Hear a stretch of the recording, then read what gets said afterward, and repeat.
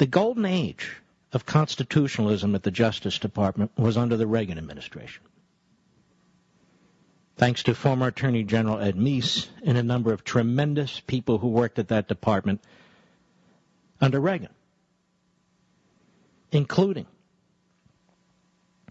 John Roberts, Sam Alito, Antonin Scalia,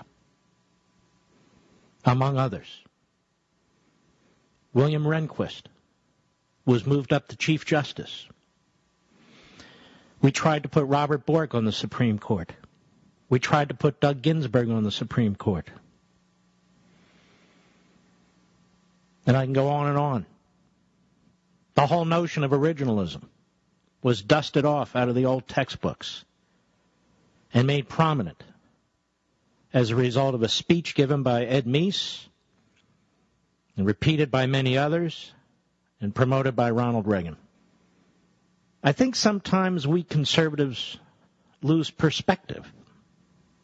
I think sometimes we talk about the importance of history and experience, and yet sometimes we turn our backs on it. The 8 years of George W. Bush, were very tough on a lot of conservatives in the Congress. They were tough on Rick Santorum. They were tough on a number of others. They were tough on Orrin Hatch because they cast votes that they might not otherwise have cast.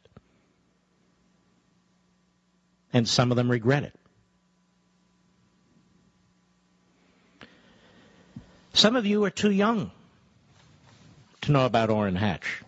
All you've heard is, oh, he voted for TARP, he voted for this. And then his opponent is said to be a Tea Party opponent, when in fact his opponent served in the state Senate in Utah for 2 years, an okay record, no Tea Party activist, but he's being clung to as somebody to promote the Tea Party agenda. I know very little about the man. Nobody knows much about the man. And then I read reports that Hatch is targeted by the Tea Party. No, he's not. He's targeted by some and supported by others. The Tea Party Express has endorsed him. The Tea Party Patriots are neutral. Club for Growth hasn't taken a position. Then I read other reports that Hatch is like Lugar. Hatch has never been like Lugar, ever. Orrin Hatch was the most reliable conservative Republican senator on the Senate Judiciary Committee, among other committees, that Ronald Reagan could ever rely on. And we're going to throw him out of office and claim it's a Tea Party act? When you can see in the last 3 years how he's been voting, how he's been fighting for the budget, the balanced budget amendment and other things that we conservatives believe in since, frankly, George Bush left office. Nobody was a stronger advocate for William Rehnquist to move up to Chief Justice than Orrin Hatch. No one was a stronger advocate on the Senate Judiciary for Antonin Scalia than Orrin Hatch. Nobody fought more aggressively against Ted Kennedy for Robert Bork than Orrin Hatch. Nobody fought harder on Iran-Contra for Ollie North than Orrin Hatch. Nobody fought harder for Alito when he came under an attack, you'll recall, than Hatch. And nobody fought harder for Clarence Thomas.